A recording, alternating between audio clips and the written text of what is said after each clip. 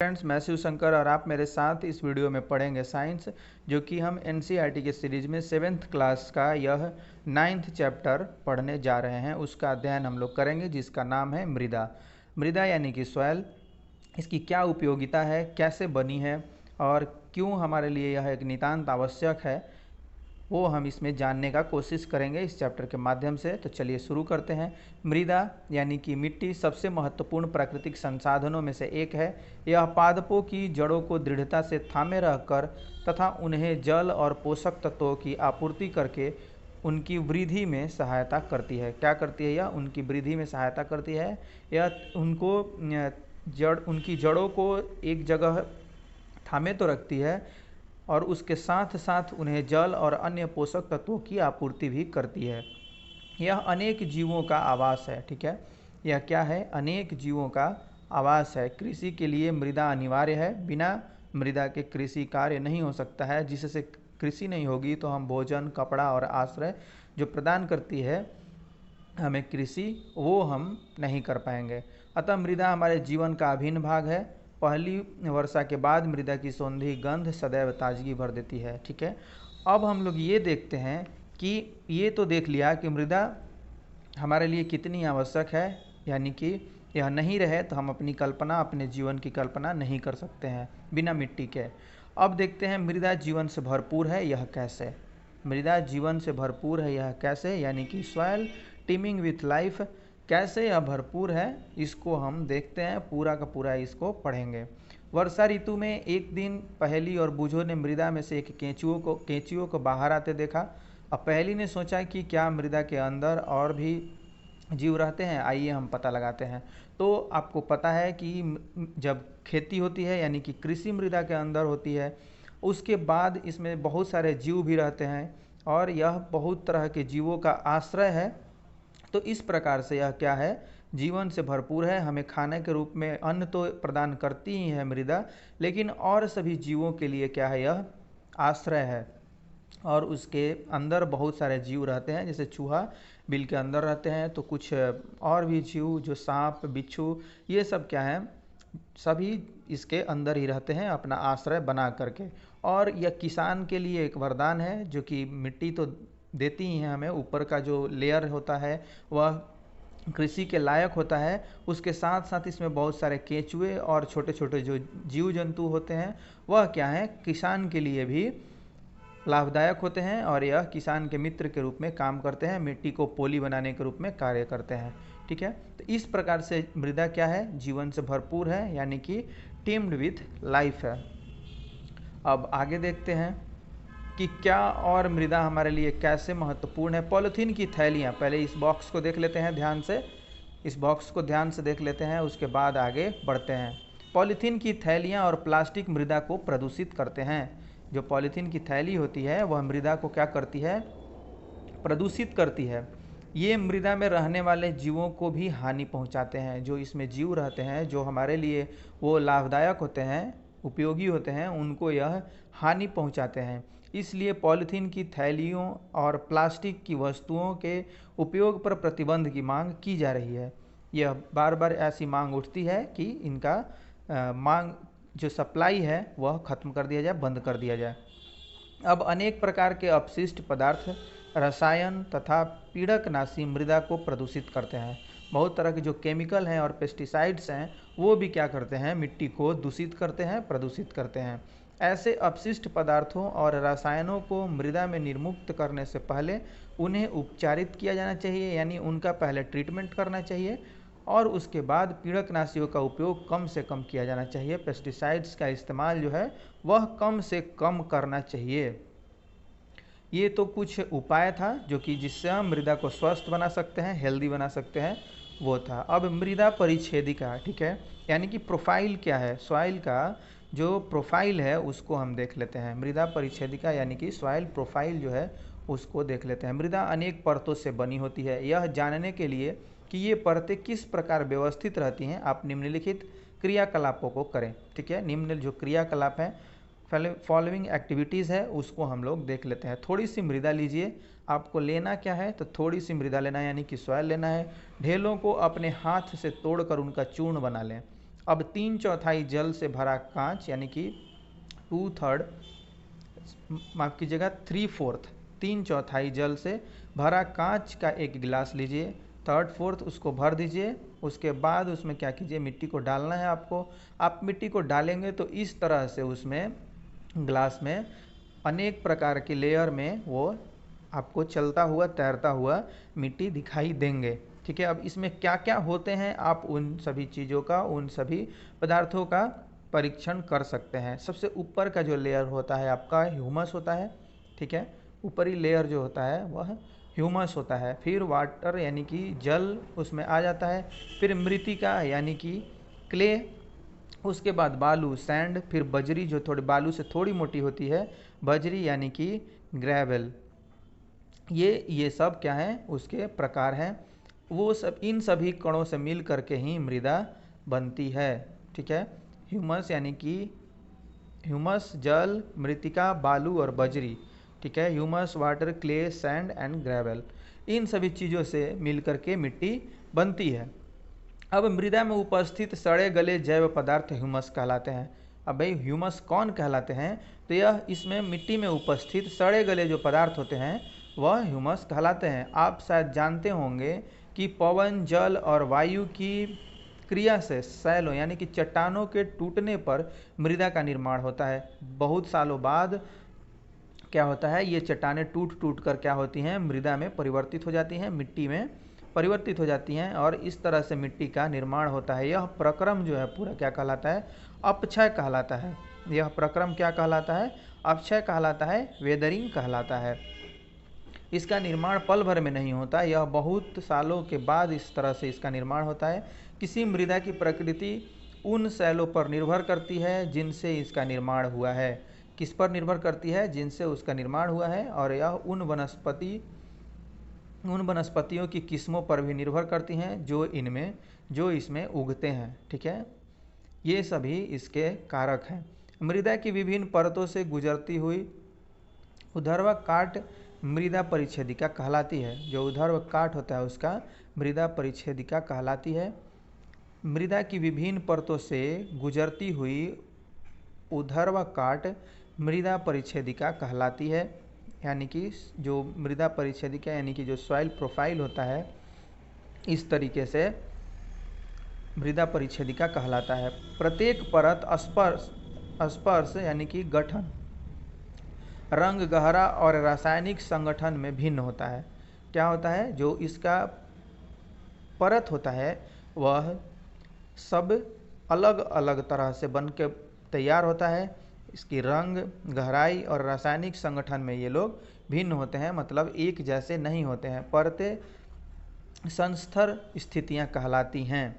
परतें क्या कहलाती हैं, संस्तर स्थितियाँ यानी कि हॉरिजन्स कहलाती हैं। ठीक है, ये जो लेयर होते हैं वह क्या कहलाते हैं, हॉरिजन्स कहलाते हैं। संस्तर स्थितियाँ, कभी कभी हिंदी समझना ज़्यादा मुश्किल हो जाता है तो आप इसको हॉरिजन्स याद रखेंगे। संस्तर स्थितियाँ, इन सभी चीज़ों को याद करना ज़्यादा टफ हो जाता है। अब ए संस्तर स्थिति, ए हॉरिजन्स, बी हॉरिजन्स, सी हॉरिजन्स, और उसके बाद आ जाता है आपका आधार सेल। ठीक है, यानी कि बेड रॉक, जिस पर यह टिकी होती हैं, जिस पर ये क्या होते हैं, आलंबित रहते हैं, इस पर खड़े रहते हैं। सबसे ऊपरी संस्तर स्थिति सामान्यतः गहरे रंग की होती है। अब जो सबसे ऊपरी जो सतह है संस्तर क्या है, यह गहरे रंग की होती है क्योंकि यह ह्यूमस और खनिजों से भरपूर होता है। इसमें ह्यूमस और खनिज बड़ी भारी मात्रा में पाए जाते हैं। अब ह्यूमस मृदा के उर्वर बनाता है और पादपों को पोषण प्रदान करता है। ह्यूमस क्या करता है, मृदा को उपजाऊ बनाता है और यह पादपों के लिए पोषण प्रदान करता है। यह परत सामान्यतः मृदु, संरंध्र और अधिक जल को धारण करने वाली होती है।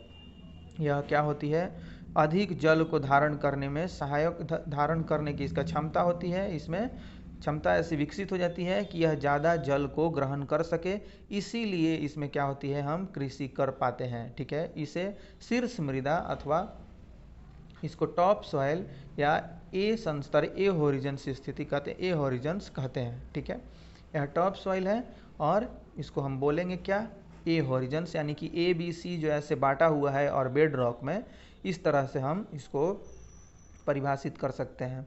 अब शीर्ष मृदा कृमियों, कृंतकों, छछूंदरों और भृंगुओं जैसे अनेक जीवों का आवास है। आप जानते हैं कि इसमें बहुत तरह के जीव जंतु क्या होते हैं, रहते हैं, अपना आवास बनाते हैं।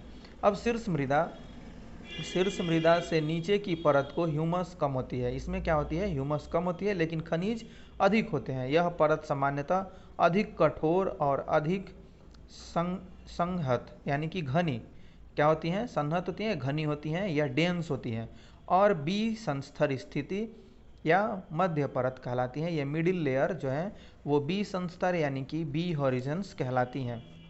अब तीसरी परत जो है, इसमें भी ह्यूमस कम होती है, लेकिन इसमें क्या होते हैं, खनिज पदार्थ पाए जाते हैं। यह सामान्यतः ऊपरी लेयर से क्या होती हैं, कठोर होती हैं और घनी होती हैं, संहत होती हैं, डेंस होती हैं। ठीक है। अब तीसरी परत है, तीसरी परत के बारे में आप देख सकते हैं, सी संस्तर स्थिति यानी कि सी हॉरिजन्स कहलाती हैं, जो दरारों और विदरोन युक्त शैलों के छोटे ढेलों से बनी होती हैं। यह क्या होती हैं, विदरोन युक्त शैलों के छोटे ढेलों से बनी होती हैं। इस परत के नीचे आधार शैल होता है। इसके नीचे आपका जो बेड शैल है यानी कि बेड रॉक बोलते हैं उसको, वो होता है।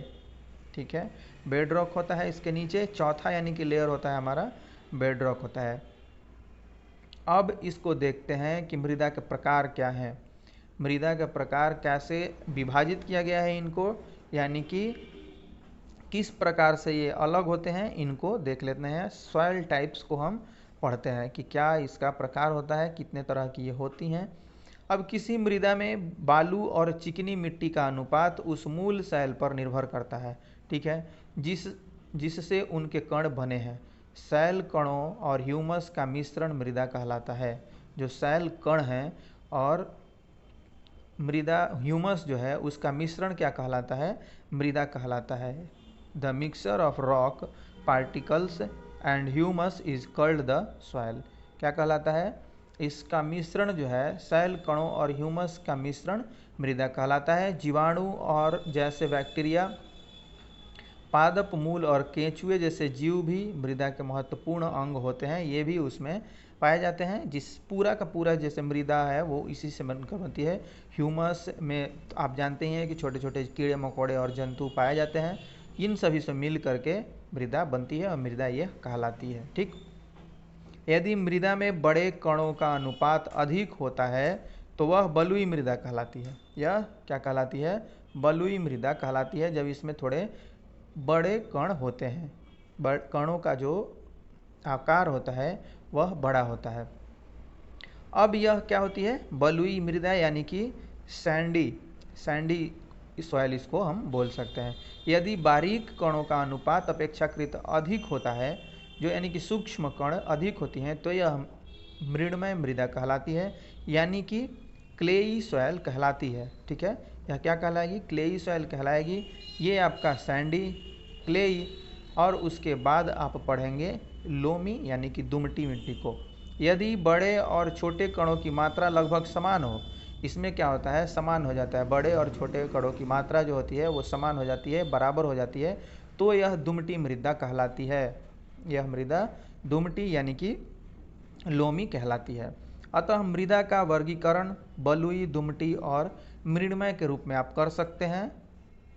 इस प्रकार से किस में कर सकते हैं, बलुई, दुमटी और मृणमय के रूप में इसका वर्गीकरण यानी कि क्लासिफिकेशन, यह टाइप्स ऑफ सॉइल है। अब बालू के कणों के बीच, ठीक है, जो बालू के कणों के बीच के स्थान में से जल की निकासी तेजी से हो जाती है, अतः बलुई मृदा हल्की, सुवातित और शुष्क होती है। यानी कि मृतिका के कण सूक्ष्म बहुत छोटे छोटे होते हैं, इसके कारण परस्पर यह जुड़े रहते हैं और उनके बीच रिक्त स्थान बहुत कम होता है। अब बलुई मृदा के विपरीत इनके कणों के बीच के सूक्ष्म स्थानों में जल रुक जाता है, यानी कि यह इनका जल धारण करने का जो क्षमता होता है चिकनी मिट्टी का, वह ज़्यादा हो जाता है बलुई मिट्टी से, क्योंकि इसकी जो कणें होती हैं आपस में ज़्यादा सघनता से मिली होती हैं। अतः चिकनी मिट्टी में वायु कम होती है, इसमें एयर कम होता है, लेकिन यह भारी होती है क्योंकि इसमें बलुई मृदा की अपेक्षा अधिक जल रहता है। इसमें पानी अधिक रहता है बलुई मृदा की अपेक्षा। अब पादपों को उगाने के लिए सबसे अच्छी शीर्ष मृदा दोमट है, ठीक है। यानी कि टॉप सॉइल जो है दोमट है। दोमटी मृदा बालू, चिकनी मिट्टी और गाद नामक अन्य प्रकार के मृदा कणों का मिश्रण होता है, ठीक है। यह क्या होता है, एक अलग प्रकार का होता है। गाद यानी कि जिसको सिल्ट आप बोलेंगे। इस तरह से यह पादपों को उगाने के लिए सबसे अच्छी शीर्ष मृदा दोमट है, ठीक है। अब दोमटी मृदा बालू, चिकनी मिट्टी और गाद नामक अन्य प्रकार के मृदा कणों के मिश्रण से यह बनती है। तो सारा आप नोट डाउन जरूर कर लेंगे, किस तरह से यह बनते हैं, किस तरह से इनका निर्माण होता है, क्या क्या इनका यूज़ होता है, ये आप ज़रूर नोट डाउन कर लेंगे। मिट्टी कैसे होती है, क्या इनके प्रकार हैं, ऊपर की मिट्टी में क्या क्या होता है, इनके कण कैसे कैसे अलग होते हैं, जब एक समान होते हैं तो क्या कहलाते हैं, और अलग अलग कणों से मिल करके बनते हैं, अलग अलग आकार के कणों से मिल करके बनते हैं तो वो क्या कहलाते हैं, ये सारा कुछ इंपॉर्टेंट होगा। अब मृदा के गुण, ठीक है, मृदा के क्या गुण हैं, यानी कि जो मिट्टी है उसके क्या प्रॉपर्टीज़ है, ठीक है। अब यह देखते हैं कि इसमें कैसे मृदा में जल अंतःस्रवण दर, ठीक है, यानी कि percolation rate of water in soil, जो मृदा में जल धारण करने की क्षमता होती है वह कैसे हम इसको डिफाइन करेंगे, इसको हम देख लेते हैं। एक फार्मूला है उसको हम समझ लेते हैं। अब बूझो और पहेली, मैं बार बार बोलता हूँ, बूझो पहेली स्टूडेंट हैं, इनको आप एक दोनों स्टूडेंट का नाम है जो कि ये चर्चा द्वारा किसी भी समस्या का समाधान निकालने के लिए या इनके अंदर जो भी क्वेश्चन चल रहे होते हैं उसको यह पूछते हैं एक दूसरे से। अब बूझो और पहेली ने 50 सेंटीमीटर मल्टीप्लाई 50 सेंटीमीटर अमाप के, यानी कि इस अमाप के 2 वर्ग अंकित किए। 2 वर्ग ये अंकित करते हैं, जिनमें से एक उनके घर के फर्श पर और दूसरा कच्ची सड़क पर बना था। ये क्या करते हैं कि माप लेते हैं, एक क्या करते हैं वो कि उनके सड़क को करते हैं और एक घर के फर्श को कर लेते हैं, ठीक है। दोनों इतने ही अमाप के, दोनों को माप करके क्या कर लेते हैं, वह घेरा लगा देते हैं। और उसके बाद देखिए इसमें क्या करते हैं, उन्होंने 2 समान अमाप की बोतलों को पानी से भर लिया। अब इसी तरह से वो 2 समान अमाप के बोतल ले लेते हैं, उनमें पानी भर लेते हैं। अब उन्होंने एक ही समय पर दोनों वर्ग स्थानों पर एक एक बोतल पानी डाल दिया। उन्होंने देखा कि फर्श पर गिरा पानी वर्ग की सीमा के बाहर बह गया और अवशोषित नहीं हो पाया, जबकि कच्ची सड़क पर डाला गया पानी अवशोषित हो जाता है। इस प्रकार से यह क्या देखते हैं कि दोनों में कैसे भिन्न हो जाते हैं। एक पानी को सोख लेता है, एक से पानी क्या होता है, जो वर्ग बनाते हैं 50 गुना 50 का, यानी कि 50/50 का, वह क्या होता है, अलग हो जाता है, एक जैसा नहीं रहता। एक पानी सोख लेता है और दूसरा नहीं सोखता है। अब क्रियाकलाप को देख लेते हैं, इसको देख लेने से आप बहुत बढ़िया से समझ जाएंगे। इस क्रियाकलाप के लिए कक्षा में सभी 3 समूह दल बना लीजिए। दलों के नाम ए, बी और सी रख सकते हैं। आपको यह मालूम करना है कि किस दिए गए स्थान पर पानी कितनी तेज़ी से मृदा में से नीचे चला जाता है, यानी कि वह मृदा सोख लेता है कितनी जल्दी। आपको एक खोखले बेलन अथवा पाइप की आवश्यकता होगी। यह सुनिश्चित कर लें कि प्रत्येक दल समान व्यास के पाइप का उपयोग करे। आप यह निश्चित कर लें कि वो जो भी आप 3 दल बांटे हुए हैं, 3 ग्रुप बांटे हुए हैं, वह समान व्यास के पाइप का उपयोग करें। ऐसे पाइप प्राप्त करने के लिए दिए गए कुछ सुझावों पर विचार कर सकते हैं। उन सुझावों का हमें कोई लेना देना नहीं है, ठीक है, उसको हम समझने का कोशिश नहीं करते हैं। यानी कि कहने का मतलब यह है कि अंतःस्रवण दर, यानी कि उसका जो मापन है, परकुलेशन रेट जो है, वह कितने मिनट में कितना पानी सोखता है, इस चीज़ को हमें देखना है। तो आप यह अंतःस्रावित होने लगने वाले समय के आधार पर अंतःस्रवण दर की गणना निम्नलिखित सूत्रों के द्वारा की जाती है। जो यह सूत्र है, यह फार्मूला है, इसी के आधार पर की जाती है। इसको हम लोग देख लेते हैं। ऊपर का इतना पढ़ना इंपॉर्टेंट नहीं है आपके लिए, इसलिए मैं डायरेक्ट इस फार्मूला पे आता हूँ। अंतःस्रवण दर, आप पानी की जो मात्रा है और वह अवधि जो आप पानी उसको सोखने में लगता है, अंतःस्रवण अवधि यानी कि मिनट, यह अंतःस्रवण दर है ml/मिनट। और उसके बाद उदाहरण के लिए मान लीजिए यदि नमूने में जो आपने मिट्टी का नमूना लिया है वह 200 ml जल के अंतःस्रवण में 20 मिनट लगते हैं, तो अंतःस्रवण दर यानी कि उसका जो रेट है 200 ml बाई 20 मिनट, तो यह कितना हो जाएगा, कट के 10 ml पर मिनट हो जाएगा। यानी कि वह जो मिट्टी है वह 10 ml पर मिनट पानी को क्या करेगी, सोखेगी। यानी कि उसका जो पर्कुलेशन रेट जो होगा वह क्या होगा, 10 ml पर मिनट। अब उसके ऊपर यह क्या है, अमाउंट ऑफ वाटर है, जल की मात्रा है। फिर उसके नीचे आप क्या देख रहे हैं, पर्कुलेशन टाइम देख रहे हैं, या जो नीचे अंतःस्रवण अवधि है वो है। तो अब आगे बढ़ते हैं और देखते हैं मृदा में नमी। मृदा में क्या, कैसे नमी को हम पहचान सकते हैं, यानी कि मॉइस्चर इन सॉइल, मिट्टी में कितनी नमी होती है, इस चीज़ को देखने का कोशिश करते हैं और इसको कैसे निकालते हैं, कैसे यह पता लगाते हैं कि भाई यह इस मृदा में नमी है। तो क्या आप कभी ग्रीष्म काल में किसी गर्म दिन की दोपहर में किसी खेत अथवा खुले मैदान से होकर गुजरे हैं? अगर आप नहीं गुजरे हैं तो ऐसे आप अनुभव नहीं कर सकते। अब संभवतः आपने देखा होगा कि ज़मीन के ऊपर की वायु कंपदीप्त रहती है, अर्थात ऐसा दिखता है जैसा गर्म वायु वैसे ही ऊपर उठ रही है जैसे आग की ज्वाला से उठती है। ऐसा क्यों होता है, इस क्रियाकलाप द्वारा हम इसका उत्तर जानने का प्रयास कर सकते हैं। ठीक है, अब जब गर्मी का मौसम होता है तो आप इस तरह से जब वहाँ जाएंगे खेतों में और रोड पे यानी कि सड़क पे, तो आपको एक ऐसे हल्का धुआं सा लगेगा, जैसे वहाँ कभी जैसे कैसे धुआं आग लगने के बाद जो हल्की धुआं निकलती है, उस तरह से आपको निकलता हुआ दिखाई देगा। तो अब इसको एक क्रियाकलाप के माध्यम से आपको समझने के लिए कहा जा रहा है।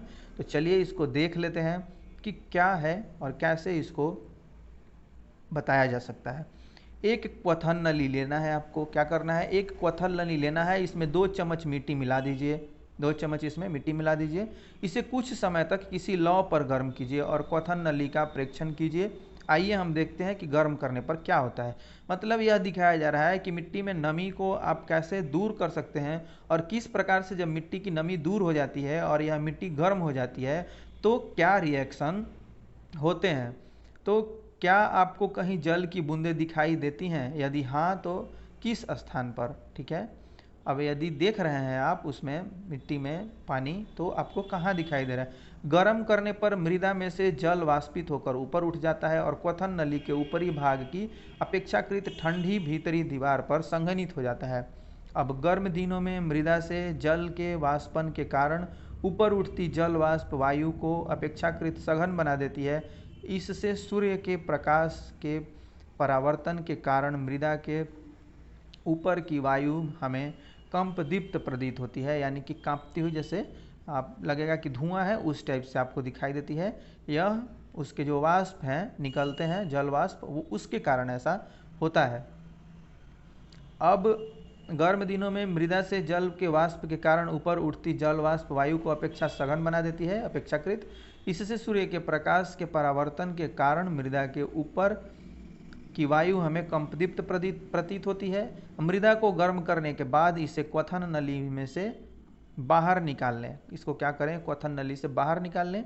इसकी तुलना उस मृदा से करें जिसे गर्म नहीं किया गया। दोनों के बीच अंतर नोट कीजिए। आपको यह अंतर दिखेगा कि यह पूरा आपको भुरभुरी दिखाई देगी और वह उसमें थोड़ी नमी जो मॉइस्चर है, जिसके कारण वह आपको थोड़ी चिपचिपी लगेगी। अब मृदा द्वारा जल अवशोषण, मृदा द्वारा जल का जो अवशोषण है उसको हम लोग देख लेते हैं, कैसे मृदा जो है वह पानी को अवशोषित करती है।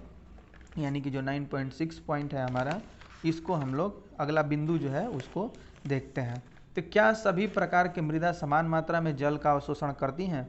ये जो सभी प्रकार की मृदा हैं वह समान मात्रा में जल अवशोषण करती हैं। Absorption of water bye soil जो है वह अलग अलग होता है। यानी कि मृदा द्वारा जल का अवशोषण अलग अलग होता है। बलुई मिट्टी और ये जो मृद मिट्टी होती है, यानी कि मृत मिट्टी होती है, इन सब का क्या होता है, अलग अलग होता है। अब इसको हम क्रियाकलाप के माध्यम से नहीं भी समझेंगे तो भी हमारा काम चल सकता है। और ये मृदा और फसलें, मृदा और फसल क्या है, किस मिट्टी में कौन सी फसल होती है, यह हम देख लेते हैं। सॉइल एंड क्रॉप्स, यह क्या है, सॉइल एंड क्रॉप्स। भारत के विभिन्न क्षेत्रों में विभिन्न प्रकार की मृदा पाई जाती है। कुछ क्षेत्रों में मृण मृदा, कुछ में दुमटी मृदा और जबकि अन्य क्षेत्रों में बलुई मृदा पाई जाती है। इस प्रकार से अलग अलग प्रदेशों में अलग अलग तरह की मिट्टी हमारे यहाँ पाई जाती है। अब पवन, वर्षा, ताप, प्रकाश और आर्द्रता द्वारा मृदा प्रभावित होती है। ये कुछ प्रमुख जलवायु यानी कि जलवायु संबंधी कारक हैं जो मृदा परिच्छेदिका को प्रभावित करती है। इसके जो प्रोफाइल है, सॉइल प्रोफाइल जो है, सैंड, ये जो आपके सॉइल का जो प्रोफाइल है उसको प्रभावित करती हैं और मृदा संरचना में परिवर्तन लाते हैं। जलवायु कारक तथा मृदा के घटक सम्मिलित रूप से किसी क्षेत्र विशेष में उगने वाली वनस्पति तथा फसलों की किस्मों का निर्धारण करते हैं। ये क्या करते हैं, जो सॉइल का प्रोफाइल है हमारा, वह किस प्रकार का फसल उसमें होगा उसको क्या करते हैं, निर्धारित करते हैं, उसका निर्धारण करते हैं। अब देखते हैं यहाँ पे मृणमय और दुमटी मृदा दोनों ही गेहूं और चने जैसे फसलों की खेती के लिए उपयुक्त होती हैं। जो आपकी ये मृणमय और दुमटी मिट्टी हैं वो क्या है, गेहूं और चने, इन सभी फसलों के लिए उपयुक्त होती हैं। ऐसी मृदा की जल धारण क्षमता अच्छी होती है। धान के लिए मृत्तिका एवं जैव पदार्थ से समृद्ध तथा अच्छी जल धारण क्षमता वाली मृदा आदर्श होती है। मसूर और अन्य दालों के लिए दुमटी मृदा की आवश्यकता होती है जिनमें जल की निकासी आसानी से हो सके। ठीक है, इसमें क्या हो सके, जल की निकासी आसानी से हो सके, इसलिए ऐसी मिट्टी की आवश्यकता होती है मसूर और इन सभी खेती के लिए, अन्य दालों की जो खेती है उसके लिए। अब ग्राम और किलोग्राम वास्तव में द्रव्यमान के मात्रक हैं। ये यहाँ आप इसको, ये साधारण चीज़ है जिसको आप समझ सकते हैं। ग्राम और किलोग्राम क्या है, द्रव्यमान के मात्रक है। 1 ग्राम द्रव्यमान की वस्तु का भार 1 ग्राम होता है। 1 ग्राम द्रव्यमान की वस्तु का भार कितना होता है, 1 ग्राम होता है तथा 1 किलोग्राम द्रव्यमान की वस्तु का भार 1 किलोग्राम भार होता है। यद्यपि दैनिक जीवन में और वाणिज्य और उद्योग में द्रव्यमान और भार के बीच सामान्यतः अंतर नहीं किया जाता है। द्रव्यमान तथा भार में क्या अंतर है, यह आप उच्च कक्षा में पढ़ेंगे, यानी कि आप हायर स्टैंडर्ड जो है उसमें पढ़ेंगे कि इनमें क्या अंतर होते हैं। अब हम देखते हैं कि ये कपास के लिए, ये आप देख रहे हैं यहाँ, कपास के लिए बलुई दोमट अथवा बलुई दोमट यानी कि दोमट मृदा अधिक उपयुक्त होती है जिसमें जल की निकासी आसानी से हो सकती है और जो पर्याप्त परिमाण में वायु को धारण करते हैं। कपास के लिए क्या होता है, यह बलुई दोमट अथवा दुमटी मिट्टी, ये सभी इसके लिए क्या होते हैं, उपयुक्त होते हैं। यह जल को आसानी से निकाल सकते हैं अपने से और इनमें वायु यानी कि एयर जो है वह बढ़िया से समाया रहता है।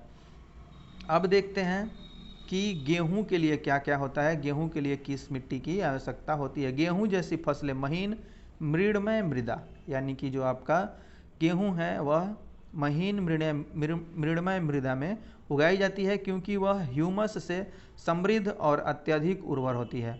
यह क्या होती है, इसमें ह्यूमस ज़्यादा पाए जाते हैं इसलिए वह ज़्यादा अधिक समृद्ध होती है और वह खनिज लवण से भरपूर होती है।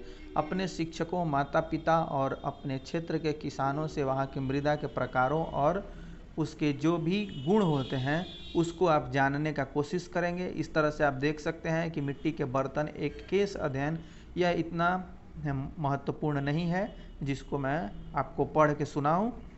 तो इस तरह से आप एक आकार ले देते हैं, बर्तन बनाए जाते हैं। जो कुम्हार होते हैं, अभी तो बहुत अच्छे अच्छे बर्तन बनाए जाते हैं, आप चीनी मिट्टी वगैरह के भी बर्तन जो बनाए जाते हैं उनको देख सकते हैं। लेकिन जो चुक्कड़ और कुल्हड़ जो होते हैं अमूमन आपने देखा होगा वो इस तरह से मिट्टी से ही बनाए जाते हैं हमारे कारीगरों के द्वारा। और इसको आजकल ज़्यादा प्रमोशन दिया जा रहा है, इनको ज़्यादा प्रमोट किया जा रहा है ताकि प्लास्टिक का जो इस्तेमाल है वो कम से कम हो सके। ठीक है, तो अपर्दन को देख लेते हैं, क्या है सॉइल इरोजन, इसको देख लेते हैं। एक छोटा पॉइंट है मृदा अपर्दन। पवन, जल, पवन अथवा बर्फ के द्वारा मृदा की ऊपरी सतह का हटना अपर्दन कहलाता है। क्या कहलाता है? यह अपर्दन कहलाता है, यानी कि इरोजन्स कहलाता है। पानी, हवा और बर्फ से जब मिट्टी की ऊपरी परत हट जाती है तो इसको हम अपर्दन कहते हैं। पादपों की जड़ों, पादपों की जड़ें मृदा को मजबूती से बांधे रखती हैं। ये जो प्लांट हैं उनकी जड़ों को मिट्टी क्या करती है? मजबूती से बांधे रखती है। अब पादपों की अनुपस्थिति में मृदा ढीली हो जाती है। वो जड़ें जब नहीं होती हैं, यानी कि प्लांट ही जब नहीं रहते तो जड़ें नहीं होंगी और उससे मिट्टी ढीली हो जाती है, उनका पकड़ जो होता है वो ढीला हो जाता है। इससे यह पवन और प्रवाहित जल के साथ बह जाती हैं। मृदा का अपर्दन मरुस्थल अथवा बंजर भूमि जैसे स्थानों पर अधिक होता है, जहाँ की सतह पर बहुत कम अथवा कोई वनस्पति नहीं होती है। उन परिस्थिति में यह ज़्यादा होता है जहाँ मिट्टी में प्लांट नहीं होते हैं और वह खुली रहती हैं। अतः वृक्षों की कटाई और वनोन्मूलन को रोकना चाहिए और हरित क्षेत्रों को बढ़ाने का प्रयास भी हमें निरंतर करते रहना चाहिए। इस प्रकार से आप मृदा अपर्दन को देखें और यह हमारा चैप्टर लगभग समाप्त हो चुका है। हम अब देख लेते हैं जो आपने क्या सीखा, यानी कि इसका जो सारांश है उसको। मृदा पृथ्वी पर जीवन के लिए महत्वपूर्ण है, यह हमें पता है। किसी स्थान की मृदा परिच्छेदिका वहाँ की मृदा की विभिन्न परतों का परिच्छेद होती है। ये परतें संस्तर यानी कि इरोजन्स जो आप पढ़ रहे थे और मृदा परिच्छेदिका यानी जो सॉइल प्रोफाइल पढ़ रहे थे वो आपको यहाँ बताया जा रहा है। मृदा विभिन्न प्रकार की होती हैं, मृडमय, दुमटी और बलुई। ठीक है, क्लेई, सैंडी, इस तरह से जो मिट्टी आपने पढ़ा है वह होती है। अब यह देखते हैं कि विभिन्न प्रकार की मृदा में जल की अंतःश्रवण दर भिन्न भिन्न होती है। ये भी हम एक फार्मूला के द्वारा देख चुके हैं। यह दर बलुई मृदा में सबसे अधिक और मृडमय मृदा में सबसे कम होती है। ठीक है, बलुई मिट्टी में सबसे ज़्यादा और मृडमय मृदा में सबसे कम होती है। विभिन्न प्रकार की फसलें, विभिन्न प्रकार की फसलों को उगाने के लिए विभिन्न प्रकार की मृदा उपयुक्त होती है। मृत्तिका, चिकनी मिट्टी और दुमटी मिट्टी क्या होते हैं? गेहूँ, चना और धान को उगाने के लिए उपयुक्त होते हैं। कपास को बलुई दुमट मृदा में उगाया जाता है। मृदा अपने में जल को रोके रखती है, जिसे मृदा आर्द्रता या मृदा नमी कहते हैं। जो यह रोके रहते हैं जल को, इसे क्या कहते हैं हम? आर्द्रता और नमी कहते हैं मृदा का। मृदा जल को रोके रखने की क्षमता या जल धारण क्षमता विभिन्न फसलों के लिए महत्वपूर्ण होता है। इसी से क्या करते हैं? पौधे पानी ग्रहण करते हैं और अपना भोजन बनाते हैं। मृत्तिका यानी कि चिकनी मिट्टी का उपयोग बर्तन, खिलौनों और मूर्तियों को बनाने के लिए भी किया जाता है। यह आप देख रहे हैं। अब फिर देख लेते हैं क्या आप जानते हैं और हम इस चैप्टर को समाप्त कर देंगे। वह इम्पॉर्टेंट होता है और अच्छा रहता है, नॉलेजेबल होता है। क्या आप जानते हैं इसको? उत्तर भारत के अनेक नदियाँ, उत्तर भारत की जो अनेक नदियाँ हैं हिमालय क्षेत्र से निकलकर मैदानी क्षेत्रों की ओर बहती हैं, ये हम जानते हैं। ये नदियाँ अपने साथ अनेक प्रकार के पदार्थ लाती हैं, जिनमें गाद, मृत्तिका यानी चिकनी मिट्टी, बालू, बंजरी सम्मिलित है। इन पदार्थों के मिश्रण को जलोढ़ मृदा कहते हैं। जो इस प्रकार से मिट्टी में पाए जाते हैं, ये सभी चीज़ें पाई जाती हैं, उनको क्या कहते हैं हम? जलोढ़ मिट्टी कहते हैं। इन पदार्थों के मिश्रण से जो मिट्टी आती है नदी के साथ। उत्तर भारत के मैदानों में नदियाँ अपने साथ लाई गई जलोढ़ मृदा को निक्षेपित कर देती है। यह मृदा बहुत उर्वर होती है। इसी कारण इस क्षेत्र की कृषि उपज भारत की लगभग आधी जनसंख्या के खाद्यान्न उपलब्ध कराती है। यानी कि जिधर ये नदियाँ बहती हैं हिमालय से आने वाली, हिमालय से निकलने वाली, उधर क्या करती हैं? यह जलोढ़ मिट्टी को ले जाती हैं और ये मिट्टियाँ क्या होती हैं? बहुत उर्वर होती हैं। और इस प्रकार से यह लेसन जो है वो समाप्त हो गया। आप इस वीडियो में अंत तक मेरे साथ बने रहे। आपका बहुत बहुत धन्यवाद। Thanks for watching this video. मिलते हैं नेक्स्ट वीडियो में।